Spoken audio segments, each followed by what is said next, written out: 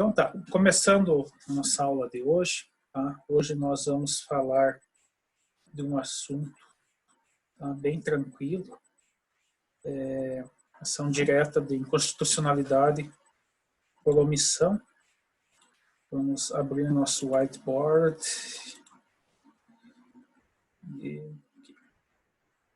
Então, a gente tem trabalhado as ações diretas de inconstitucionalidade, né? E hoje nós vamos chamar, que a doutrina chama de ADO, né? Ação direta de inconstitucionalidade por omissão. E é bem tranquilo, porque ele vai seguir basicamente a mesma ideia da ADIM, tá?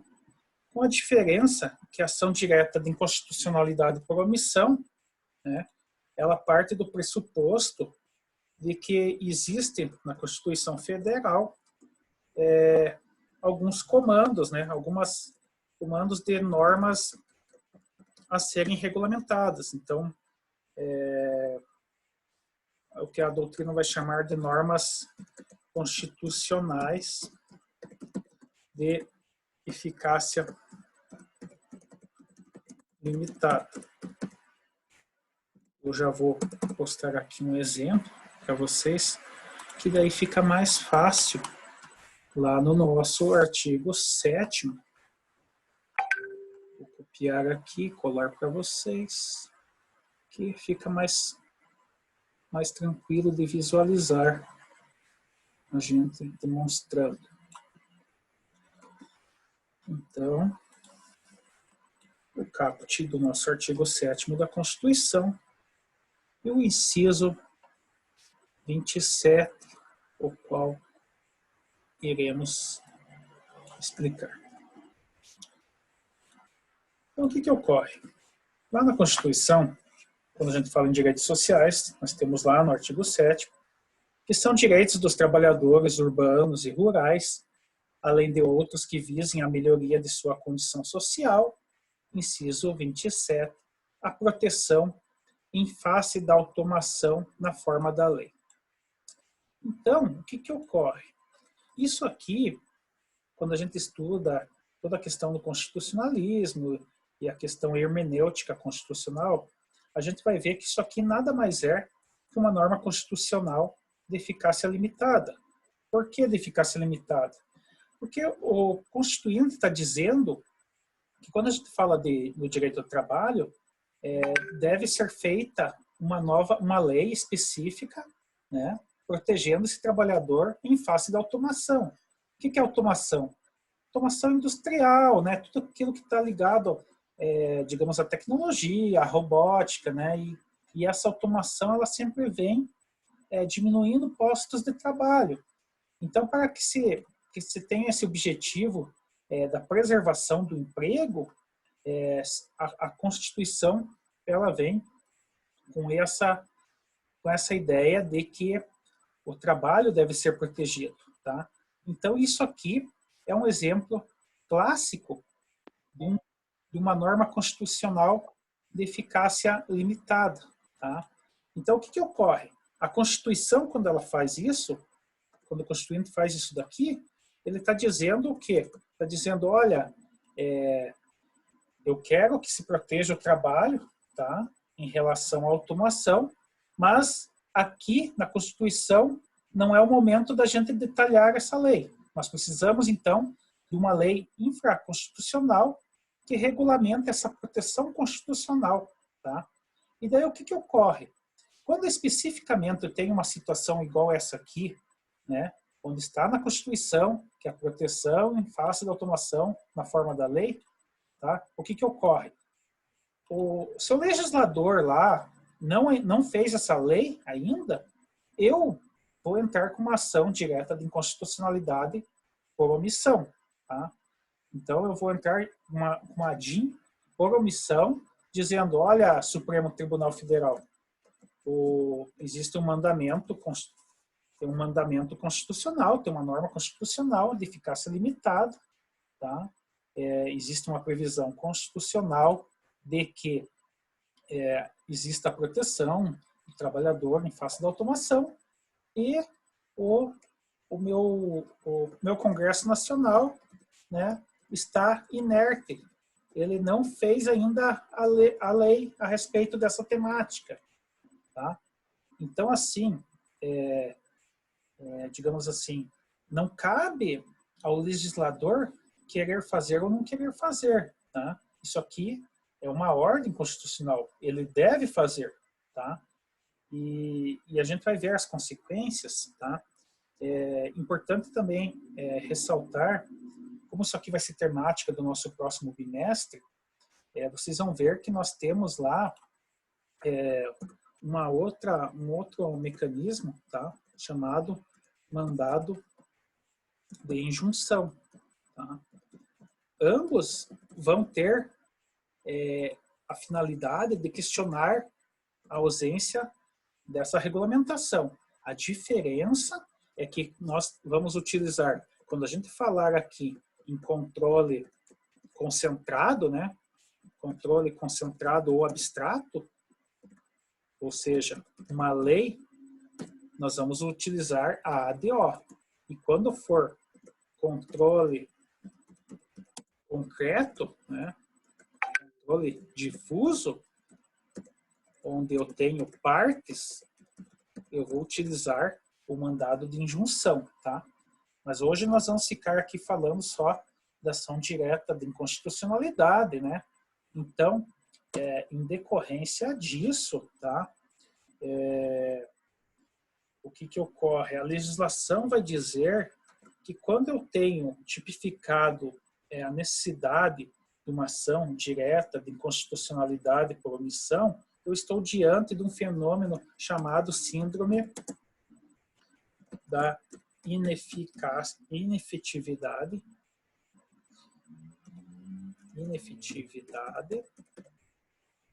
das normas constitucionais.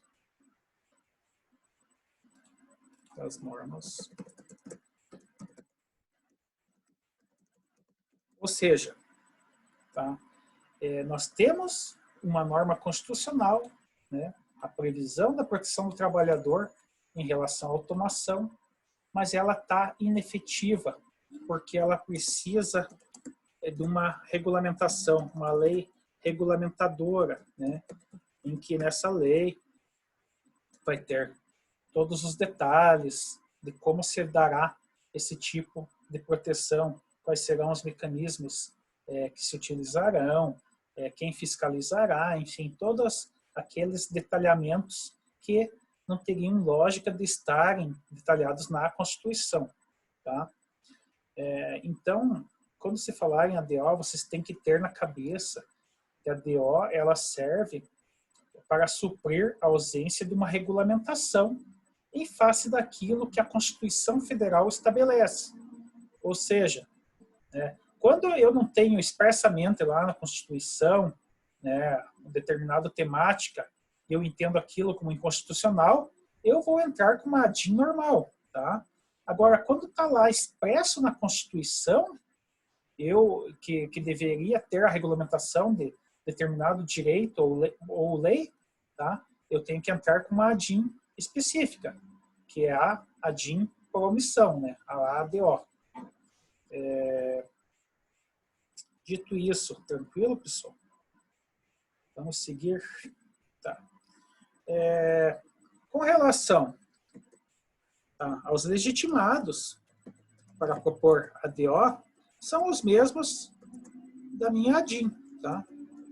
Da minha ADI. Então, são aqueles 9 lá do artigo 103 da Constituição Federal. Tá? Nós estamos falando da ADO. No mandado de injunção, não, né? No mandado de injunção, vocês como advogados, vocês vão estar diante de um caso concreto. Tá? Então, vamos pensar hoje só na ADO. Outra coisa. Então, se os legitimados são os mesmos da ADI, também a competência, né, de julgamento vai ser o nosso STF. Tá? Que mais? Bom, o que falta falar aqui? Tá. Onde que está previsto isso? Está lá no nosso artigo 103. Deixa eu pegar aqui para vocês. Nós temos uma previsão específica lá na Constituição. Deixa eu pegar aqui. Que ele diz textualmente o que a gente está falando aqui. O artigo 103, no seu parágrafo 2º.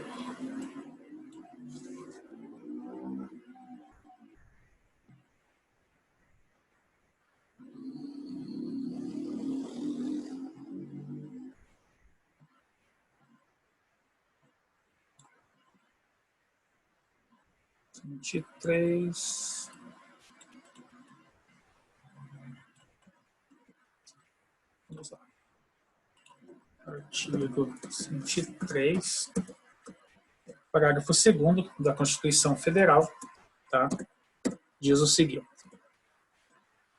declarada a inconstitucionalidade por omissão de medida para tornar efetiva a norma constitucional, será dada ciência ao poder competente para a adoção das providências necessárias e, em se tratando de órgão administrativo, para fazê-lo em 30 dias. Bom, qual que é a consequência disso?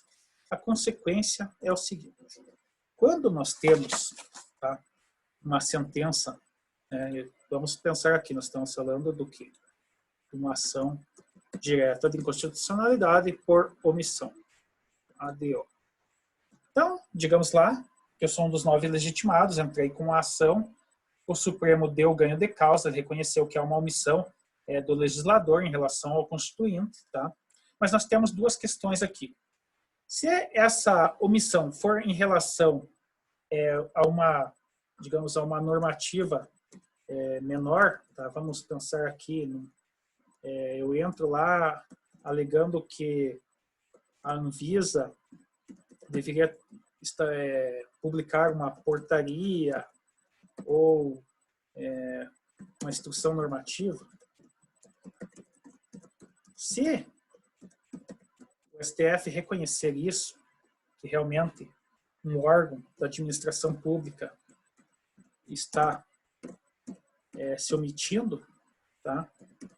O STF ele vai dizer: olha, Anvisa, olha, administração pública, eu estou dando 30 dias para você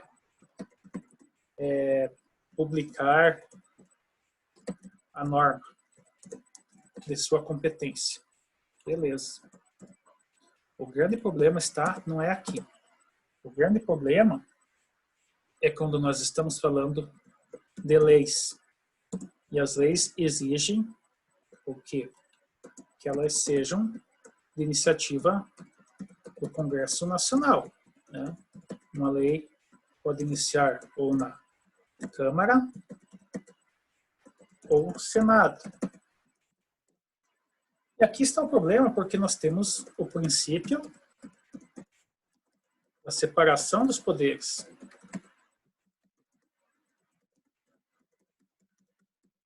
E o problema justamente que, pelo princípio da separação dos poderes, o Supremo Tribunal Federal, tá? Eu vou mandar um ofício, se eu reconhecer que falta uma lei, né, que existe uma omissão constitucional por parte do Poder Legislativo, eu vou mandar um ofício lá: olha, senadores, olha, deputados federais, eu julguei uma ação direta de inconstitucionalidade por omissão e reconheci que existe a omissão de vocês, né? A omissão do Poder Legislativo. E seria bom que vocês sanassem esta inconstitucionalidade. Mas eu, Supremo, não posso estabelecer prazo, porque senão eu estarei invadindo a competência de legislar, tá? Então, a doutrina vai dizer que isso se chama efeito mandamental, tá? Ao julgar uma ADO, né?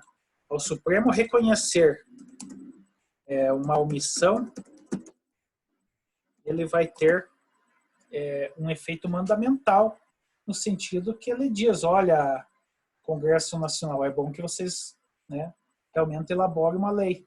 Eu estou reconhecendo que há uma obrigação, digamos, uma obrigação de fazer, tá? De fazer a lei. Só que tem esse problema, né? Quando é a simples administração pública, eu vou lá, né, a própria Constituição, ali no parágrafo 2º, vocês viram, né, diz lá que, em se tratando de órgão administrativo, o Supremo vai dizer para eles fazerem em 30 dias a portaria, a instrução normativa. Mas o problema é que quando a gente falar de leis, né, quando exigir, né, seja uma lei complementar ou uma lei ordinária, quando se exigir que se faça algo através de deputados federais e senadores, eu terei que dar ciência ao Congresso Nacional, ao Poder Legislativo, né, da ciência, ao presidente, né, à mesa da Câmara, à mesa do Senado, para que eles estão, digamos assim, em débito com a Constituição, porque não regulamentaram tal questão ainda. Beleza, pessoal? Até aqui tranquilo? Todos estão... Então, a ideia da ação direta em constitucionalidade por omissão é a mesma da ADIM, né? Só que, assim, por que eu não uso a ADIM especificamente? E uso a ADIM por omissão? Porque eu já tenho no texto constitucional algo me dizendo, né, que deveria ser regulamentado, tá? E daí a gente vai ver algumas questões aqui, que essa omissão, ela pode ser de 3 espécies, tá? Então nós temos a omissão na classificação doutrinária em 3 espécies. Nós temos primeiramente, vamos pôr aqui, a omissão total, tá? Então, a omissão total, como o próprio nome diz, né, ela é aquela omissão onde eu não tenho nenhum dispositivo regulamentado, né? Então, o exemplo que a doutrina dá é a questão, né, do direito de greve, né, a regulamentação do direito de greve dos servidores públicos, porque ela está prevista lá na Constituição, tá? E desde 88 e até o momento nós não temos uma lei infraconstitucional que regulamente o direito de greve dos servidores públicos, né? Nós temos a lei que regulamenta a greve em geral para iniciativa privada, mas em relação aos servidores públicos, o legislador reluta em editar, né, em produzir essa legislação, tá? Então esse é o exemplo clássico de omissão total. Aí nós temos o que é chamado de omissão parcial propriamente dita. O que é isso? O exemplo clássico que a doutrina dá é a questão do salário mínimo. Então vocês leem lá na Constituição, né, bem bonito, que o salário mínimo deverá garantir alimentação, saúde, educação, moradia, transporte, não sei mais o que lá, lazer. Lembra-se disso? Hein, pessoal? Sim. Será que o salário mínimo, né, hoje, 1.045, né? Será que com R$1.045 garante isso adequadamente, né? E ainda sobra uns trocos aqui para o lazer? Não, né, pessoal? Então, a omissão parcial propriamente dita é a questão do salário mínimo. tá? Porque daí a gente vai ter a questão que o DIEESE, ele pega lá, ele pega toda a previsão constitucional e ele faz uma conta lá e ele diz que para o salário mínimo garantir, né, tudo aquilo que ele deveria, conforme a Constituição, o salário mínimo deveria ser de mais, hoje, né, nos dias atuais, de mais de R$ 4.000 para garantir, né, tudo aquilo que o texto constitucional nos ensina. Por sua vez, o que ocorre? Deixa eu fechar aqui. Nós temos um segundo tipo de omissão parcial. Então, nós temos a omissão parcial relativa. Tá? O que é a omissão parcial relativa?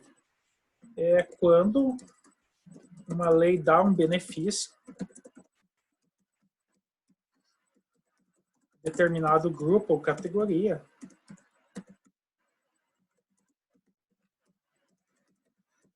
mas deixa de fora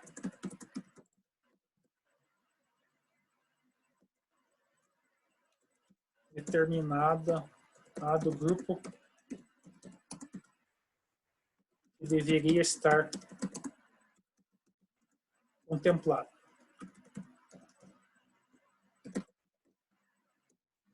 Vamos imaginar que se faça uma lei pensando em dar um benefício aos profissionais de saúde,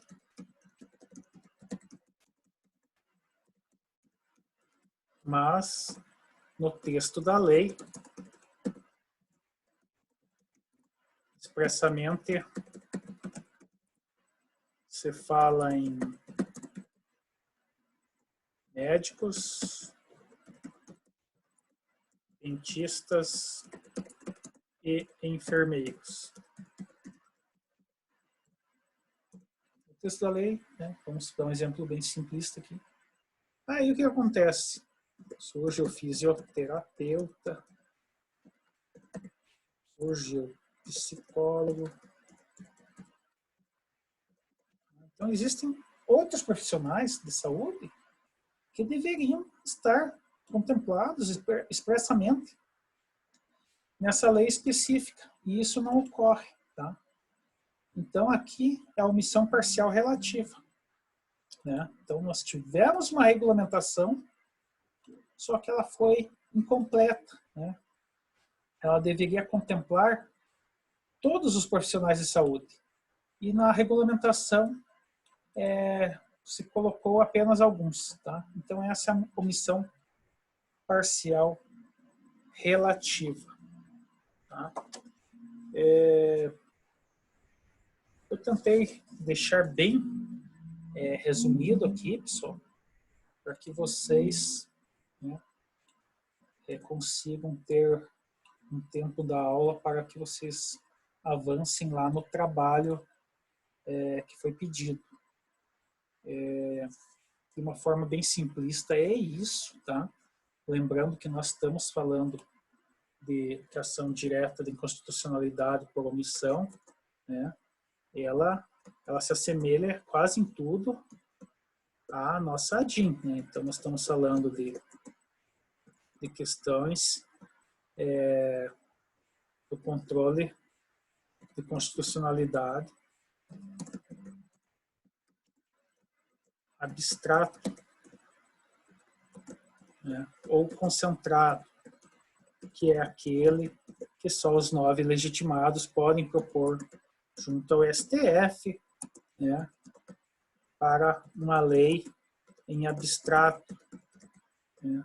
Só que a diferença é que aqui, né, na ADIM, eu já tenho uma lei que eu vou entrar lá dizendo que é inconstitucional. Aqui não, aqui eu vou entrar lá no Supremo dizendo, olha, Supremo, a Constituição manda ter uma lei regulamentando tal assunto e o legislador se omite. Tá? Vamos lembrar, né, uma coisa que é muito comentada, né? O nosso imposto sobre grandes fortunas, tá? Onde ele está previsto desde 1988 e não foi regulamentado. O importante é que vocês tenham essa noção que da decisão do Supremo, se for para a administração pública, ele dá o prazo de 30 dias para suprir essa omissão. E, infelizmente, na questão do Poder Legislativo, propriamente dito, ele não pode fixar prazo, né? Já houve questões, houve um caso doutrinariamente, que foi a questão de regulamentação de municípios, que foi uma exceção, onde o Supremo, de comum acordo, estabeleceu 180 dias para se fazer aquilo. Mas é a exceção. A regra é que o Supremo não pode, digamos, dar pitaco na ordem processual legislativa. Então, na verdade, quando a gente falou que é uma natureza mandamental, é no sentido de que o Supremo comunica oficialmente e diz assim, olha, eu fiz a minha parte, reconheci que há uma omissão legislativa e que vocês, Senado e Câmara Federal, estão em débitos com a Constituição, com a regulamentação de determinada temática. Tá? Agora cabe a vocês elaborarem a lei e suprirem essa omissão que eu estou dizendo oficialmente que existe. Quiserem abrir o microfone, estou aberto a perguntas e dúvidas. Em caso de não cumprimento, professor, quais as consequências? Para o Senado e para a Câmara não tem consequências, né? Agora, para a administração pública, 30 dias, né? Pode ser que o Supremo, dependendo, digamos, a portaria da Anvisa, eles entram com recurso e digam, olha, 30 dias é muito pouco, o Supremo pode prorrogar o prazo. Mas, na prática, não tem consequências, infelizmente, devido ao princípio da separação dos poderes. Tá? Então, esse mandamental, né, quando você lê, a doutrina fala, isso aqui é a natureza quando o Supremo declara que há uma inconstitucionalidade por omissão, ele tem uma natureza mandamental. Mas esse mandamental é relativo, né, não é absoluto. Né? Porque ele fala para o Congresso, olha, vocês têm que fazer uma lei sobre isso, porque a Constituição prevê. Mas é um mandamental sem força, né? É tipo assim, eu fiz a minha parte e lavo minhas mãos. Se alguém vir, né, se a empresa vir me cobrar, não foi regulamentado imposto sobre grandes fortunas. Eu, Supremo, já reconheci, né, que a Câmara e que o Senado devem fazer a lei. Vão cobrar deles, sabe? É tipo assim, a batata está assando, eu já joguei para o colo de quem realmente é o elaborador do processo legislativo. Beleza? Sim, obrigado, professor. Mais alguma pergunta? Não vai perguntar nada, Camilo? Concorda, Camilo? Não, hoje tá tudo certo, professor. Eu só tinha uma curiosidade sobre aquela questão ali da primeira, da omissão total, sobre o caso da greve. Uhum. Qual que é a tua dúvida? Está me ouvindo, professor? Acho que está travado. Estou ouvindo.